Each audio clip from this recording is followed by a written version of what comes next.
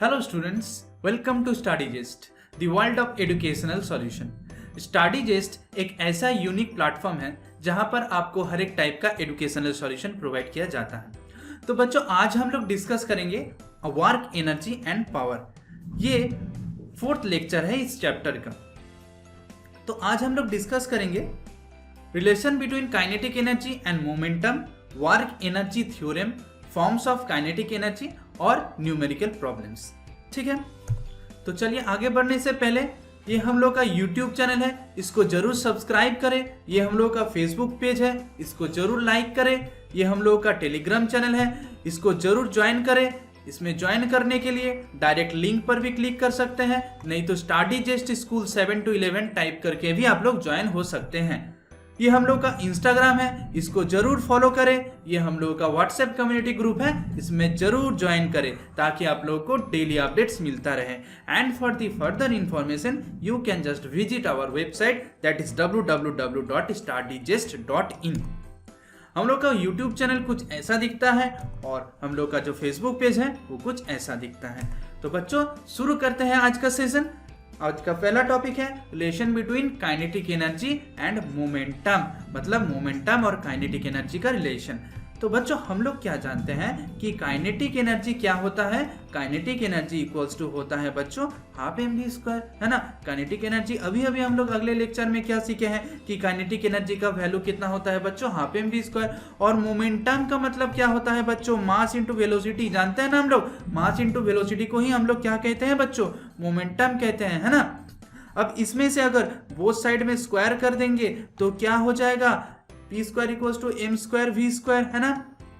अब देखो यहां पर अगर 2m से अगर बोथ साइड पर डिवाइड कर देते हैं, पी स्क्वायर बाय 2m, यहां पर भी m square v square by 2m।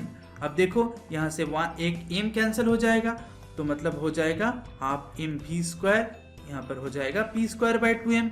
तो बच्चों हाफ एम वी स्क्वायर क्या है, हाफ एम वी स्क्वायर ही तो काइनेटिक एनर्जी है ना। हाफ एम वी स्क्वायर तो काइनेटिक एनर्जी है, तो मतलब काइनेटिक एनर्जी का वैल्यू कितना आ गया बच्चों, K E equals to p square by 2m।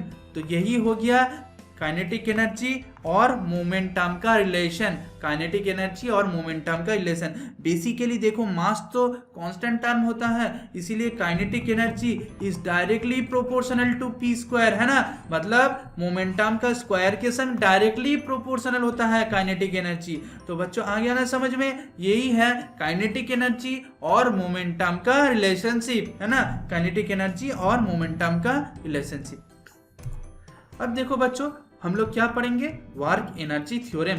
Work energy theorem क्या है बच्चों, वर्क एनर्जी थ्योरम का मतलब क्या है कि कोई भी एक ऑब्जेक्ट के ऊपर अगर हम लोग वर्क करते हैं तो ये वर्क डन किसके बराबर हो जाता है बच्चों। हम लोग कोई भी एक ऑब्जेक्ट के ऊपर अगर वर्क करते हैं तो वो वर्क डन किसके बराबर हो जाता है, ये वर्क डन ही बराबर हो जाता है बच्चों change in kinetic energy, change in kinetic energy. ठीक है ना बच्चों, आए ना समझ में, चेंज इन काइनेटिक एनर्जी। अब देखो हम लोग कोई भी ऑब्जेक्ट के ऊपर अगर एक फोर्स अप्लाई कर रहे हैं और उसका अगर डिस्प्लेसमेंट डी हो रहा है तो यहाँ पर work done equals to F into D हो जाएगा, है ना। तो ये F into D equals to क्या हो जाएगा बच्चों, चेंज इन काइनेटिक एनर्जी। अब देखो यहाँ पर अगर ऑब्जेक्ट का वेलोसिटी यू था और अभी अगर ऑब्जेक्ट का वेलोसिटी फोर्स अप्लाई करने के बाद ऑब्जेक्ट का वेलोसिटी अगर v हो जाता है तो kinetic energy half m u square था पहले, यहाँ से कितना बन गया बच्चों, हाफ एम वी स्क्वायर बन गया, है ना।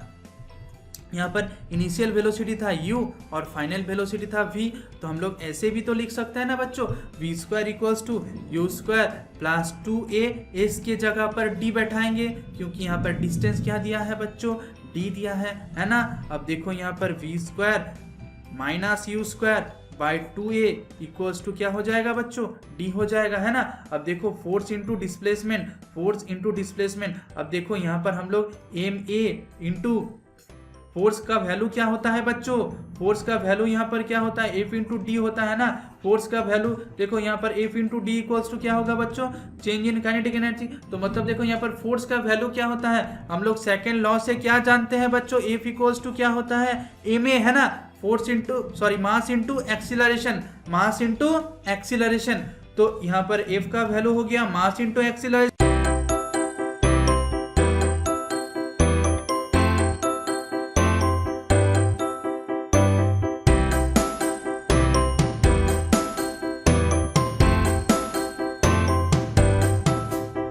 और D मतलब D का यहाँ पर वैल्यू कितना आ गया बच्चों, v square minus u square by 2a। यहाँ पर a क्या हो गया, कैंसिल हो गया, तो half m v square minus u square आ गया ना बच्चों समझ में। अब देखो यहाँ से अगर m को v स्क्वायर से मल्टीप्लाई करेंगे तो half m v square minus half m u square, ये क्या है बच्चों, ये तो है चेंज इन काइनेटिक एनर्जी, है ना, यही तो है चेंज इन काइनेटिक एनर्जी। तो मतलब F इंटू टी मतलब वर्क डन इक्वल्स टू कितना आ गया, चेंज इन काइनेटिक एनर्जी। तो यही है बच्चों वर्क एनर्जी थ्योरम।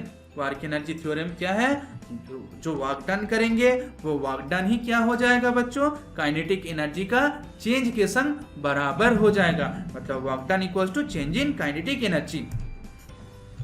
अब देखो बच्चों forms of kinetic energy. Kinetic energy क्या क्या होता है, translational kinetic energy, rotational kinetic energy and vibrational kinetic energy. ये तीनों टाइप का काइनेटिक एनर्जी होता है बच्चों। लेकिन काइनेटिक एनर्जी का देखो यहाँ पर ट्रांसलेशनल काइनेटिक एनर्जी क्या होता है बच्चों। ट्रांसलेशनल काइनेटिक एनर्जी यही होता है कि अगर कोई भी एक ऑब्जेक्ट स्ट्रेट लाइन पर v वेलोसिटी लेकर अगर मूव कर रहा है तो ये v वेलोसिटी को होल्ड करने के लिए उसका जो काइनेटिक एनर्जी लगेगा उसी को हम लोग क्या कहेंगे बच्चों, ट्रांसलेशनल काइनेटिक एनर्जी कहेंगे, ट्रांसलेशनल काइनेटिक एनर्जी कहेंगे। इसका मतलब बस यही हुआ कि कोई भी स्ट्रेट लाइन पर अगर ऑब्जेक्ट मूव कर रहा है और उसका अगर स्ट्रेट लाइन पर मूव करने के टाइम उसका जितना काइनेटिक एनर्जी होगा वही होगा ट्रांसलेशनल काइनेटिक एनर्जी, बस इतना ही समझो, है ना। ट्रांसलेशनल काइनेटिक एनर्जी क्या है, अगर कोई भी ऑब्जेक्ट स्ट्रेट लाइन पर मूव करता है तो उसका ऊपर जितना काइनेटिक एनर्जी होगा वही होगा ट्रांसलेशनल काइनेटिक एनर्जी।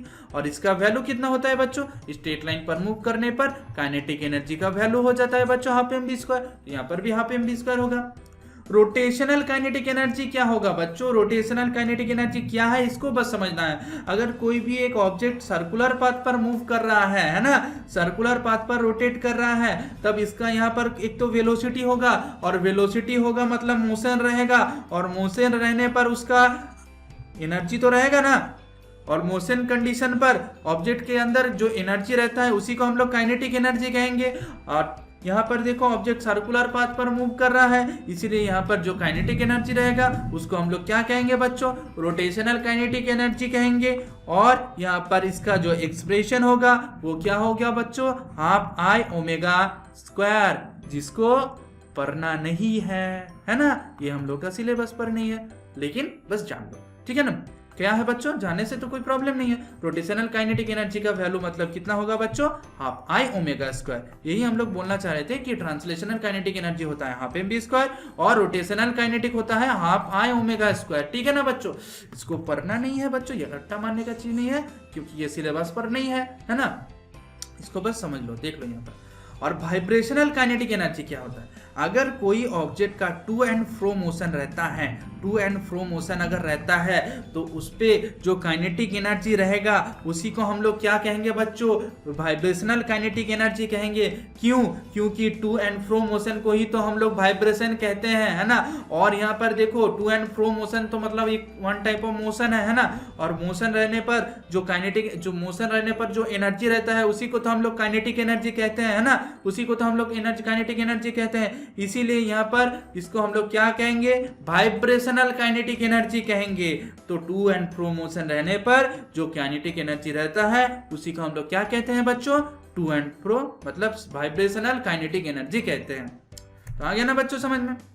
अब यहां से क्या करेंगे बच्चों, एक न्यूमेरिकल प्रॉब्लम सॉल्व कर लेते हैं। क्या है, a body of mass 1 kg, a body of mass 1 kg कितना है 1 kg, मतलब m इक्वल्स टू कितना हो गया m kg। चलो हटाओ, देखो यहाँ पर हाइट क्या है, हाइट मतलब h है ना, h इक्वल्स टू कितना हो गया 5 मीटर हो गया, है ना।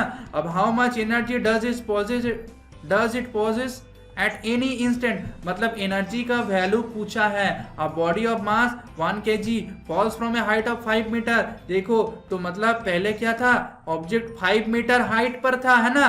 कोई भी हाइट पर अगर ऑब्जेक्ट रहता है तो उसके अंदर जो एनर्जी स्टोर्ड रहता है वो कितना होता है, पोटेंशियल एनर्जी होता है। यही तो हम लोग सीखे हैं, है ना। और पोटेंशियल एनर्जी का देखो बच्चों, हर एक स्लाइड्स में क्या हो रहा है, रिवीजन हो जा रहा है ना। पोटेंशियल एनर्जी का इक्वेशन क्या था बच्चों, पोटेंशियल एनर्जी का इक्वेशन था mgh, है ना।